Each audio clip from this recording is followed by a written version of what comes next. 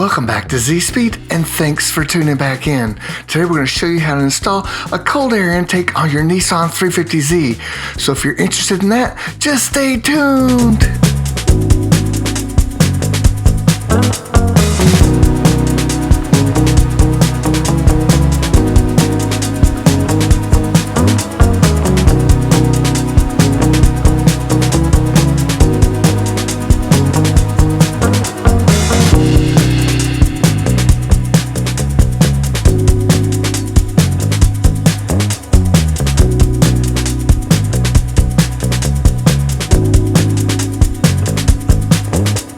So I'm going to be replacing this K&N short ram intake, otherwise known as a hot air intake, because once that engine bay gets hot, boy, it really does suck a lot of hot air in. We're going to be replacing it with a cold air intake from Z1 Motorsport. Let's flip this logo. Zip.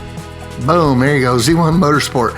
And this is the street version of the cold air intake. There's also a race version that actually requires a tune before you can run it on the street. So we're gonna go ahead and just put the street version in and then take it up to Z1 and get a tune up there. So let's get started. So I found it a lot easier to place your front of your car on jack stands and get it lifted up. That allows you better access to get those 10mm bolts down below on the dust shield and that are attached to the actual front bumper. And then you can remove these 6 plastic push pins on the top of the bumper there. And then all we have left is 3 bolts / nuts on each side of the fender in this area right here. And you have 3 on the other side as well. And since you have it up on jack stands, your tires drop down low enough to allow you better access to those bolts / nuts in there without turning your wheel to the right or to the left. And so it makes it a little simpler. Okay, I didn't show the removal of the 10mm bolts holding the undershroud on. I've already removed all those. Now we're going to get to work on these push pins that hold the top of the bumper in. You can see I'm using a very small flathead screwdriver to pull up on the pin. It's a 2-piece plastic push pin, and these 3 come out relatively easy. Now once I get over to this side, I run into some problems with the pin sticking. So at this point, rather than using the screwdriver to lift up on the bottom part of this plastic push pin, I'm going to use a plastic panel removal tool. These things come in really handy if you can't get a push pin out. You don't want to scrape up your bumper, so if you use one of these, you'll eliminate that issue. Okay, now it's time to remove the 3 bolts holding the fender to the actual front of the car, and I've already removed one little screw right here on the fender liner. Now if you remove that, you'll be able to pull the fender liner back relatively easy, and then that'll give you a lot better access to get in here and get these 3 screws out. So I'm going to show you, I've already removed all 3, and there's that hole right there. That's one right there. I've already removed that one. So that was pretty easy. That's probably the easiest one to get access to. And then if you look straight up here, right up at this little blurry, sorry, right there at the very top of the screen, there's another bolt. That was pretty easy to get to as well. And then there's one holding that little brace on. You see that little brace that's dangling? There was one connected to that as well. And it's the same on the other side as well. Once you remove all 3 of those, and that's all you have to do. And now this thing will just basically lift right off. I mean, it's so easy to remove once you've get those 3 bolts on each side of the fender. And now we can easily remove the bumper without any problem at all and get it out of our way. Now this will give us clear access to work with that little hole opening that comes through the front end of the bumper, and that's where we'll be running our cold air intake through that. We'll have to remove a little piece, and then we can set it up in front of our actual radiator. But before we can do any part of the installation, we do need to remove your stock intake or your aftermarket intake, whichever you're running here. And the first thing I like to remove is the mass airflow sensor. Just 2 Phillips screws holding this thing in so it slides out pretty easy. And that's the first thing you want to remove because that's a delicate sensor. You don't want to bang it around. So go ahead and remove that first. And once you get the 2 Phillips screws out, you can just disconnect it with a clip. And now that we have it out, you can hit it with some mass airflow sensor cleaner. I happen to have some, so I'm going to spray this down, let it air dry, and we'll be good to go, and it'll be nice and clean when we reinstall it. Okay, next up I'm going to take the K&N air filter off, and if you're in the stock configuration, the air box comes out pretty easily as well. So we'll go ahead and get this out of the way.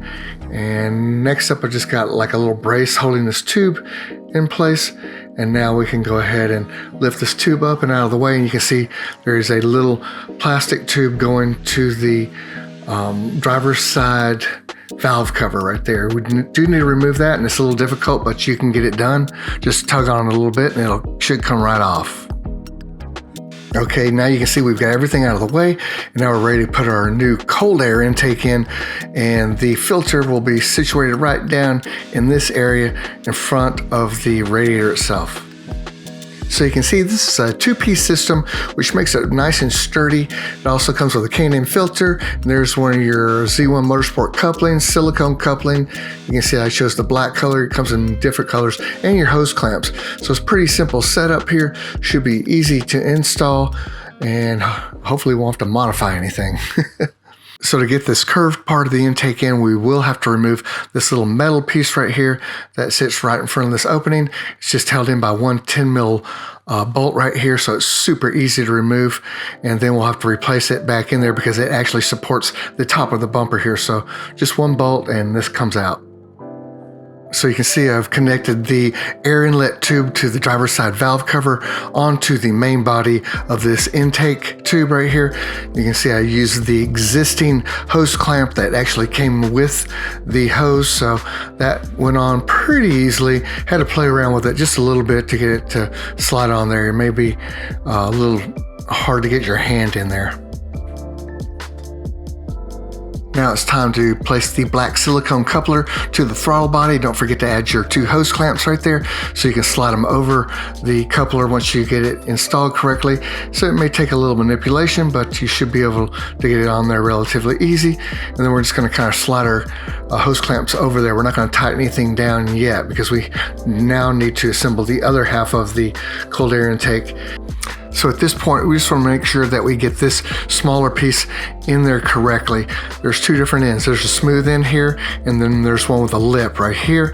That goes into the engine bay, and the smooth part, that is where the K&N filter goes. So make sure that one with the lip goes into the coupler that goes into the engine bay. So, you know, it seems pretty straightforward and simple here, but we do need to get that little bracket lined up with that bolt hole. Remember that 10 millimeter bolt that we removed earlier, that little bracket that holds the top of the bumper on? Well, we'll be reinserting that 10 millimeter bolt right through this little bracket, and that's going to give this whole cold air intake stability here. It's going to clamp it to the car. So we want to make sure that we get that little bracket lined up just perfect with that 10 millimeter bolt hole there. So it does take a little bit of time to finesse it. So don't get frustrated. Just take your time and make sure you get it lined up just right. Okay, now I've gone ahead and tightened down all the hose clamps. That was pretty simple, and I'll show you one little trick for one of the hose clamps in a minute. But I wanted you to pay special attention to the K&N filter. You can see how close it is to the radiator here. You want to be very careful that it's not touching the radiator itself. As a matter of fact, I was a little worried about that, so I added one washer right here to pull the K&N filter away from the actual radiator itself, just a little bit. Now, I haven't placed that black piece back in yet, you know, the piece that holds the top of the bumper on, so that is equivalent to another washer. So it'll end up being about the thickness of two washers once I add that little black piece back in there, and that should keep it from touching the radiator. You just want to put your finger back there and make sure that it's not touching the K&N filter is not touching the radiator. You know, you've got plenty of room up front in front of the bumper here, and we're not worried about that. We just don't want it to vibrate up against the radiator itself because it could wear a hole in it. So just be careful that it's not touching the radiator. Okay, I want to show you a little trick that I used to tighten this hose clamp right up here, this flathead screw right there. I went right through this little hole with my flathead screwdriver, and I was able to tighten that hose clamp right there. that little hole came in handy for tightening that hose clamp, and then that one was pretty straightforward. It was not hard to get to that one, but yeah, use that hole. And these two were very easy. You can see there's plenty of room here to get to these two clamps. And good thing is it also came with new hardware, new Phillips screws for the mass airflow sensor here, so we didn't have to use the old Phillips screws. We used brand new ones there, so that was nice. And before I wrap this up, I do want to mention heat wrap. I don't know if you've ever seen that gold heat wrap that a lot of people use on their cold air intake. This would be a great time to go ahead and wrap it if you have some, just to prevent heat soak inside the engine bay. Even though you're getting cold air from outside the engine bay, and this little area in the front doesn't need to be wrapped, but this part that's in the engine bay will pick up some heat soak once the engine bay heats up. I didn't have any available, so that's why I didn't wrap it, but later on I definitely will. So if you want to purchase some heat wrap and wrap it up before you put it in, that would be a great idea. Listen to the intake. So let's do a cold start.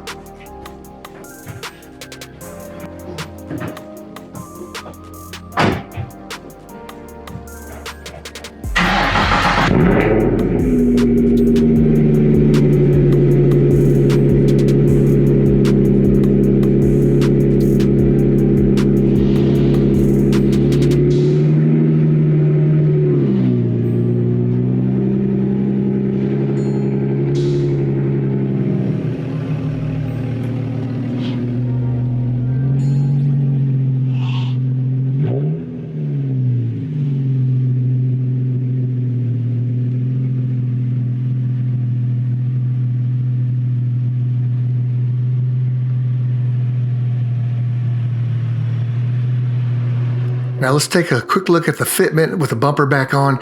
You can see this K&N filter is nicely tucked behind the bumper. It would be extremely hard to get water up in there unless you went through a huge puddle and did not have the dust shield underneath on. So even if without the dust shield, it would be pretty hard to get water up that high. So this is really good placement here. You can see this is good fitment right in here, and this thing just looks really nice in the engine bay. It goes really well with this polished plenum. The polished aluminum just matches perfectly. So yeah, I'm pretty happy with that.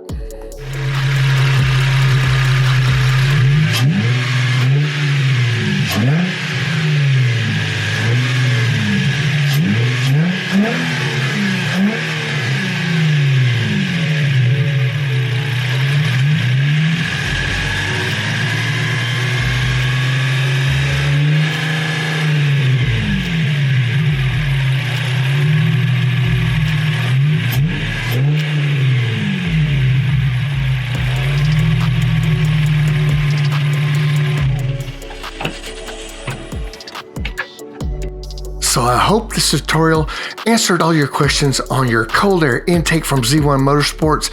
And even if you don't have a Z1 Motorsport intake, it should be pretty similar to most of the other cold air intakes out there. So hopefully this would help you with any of those as well. And until next time, you know what to do. Just keep on repairing.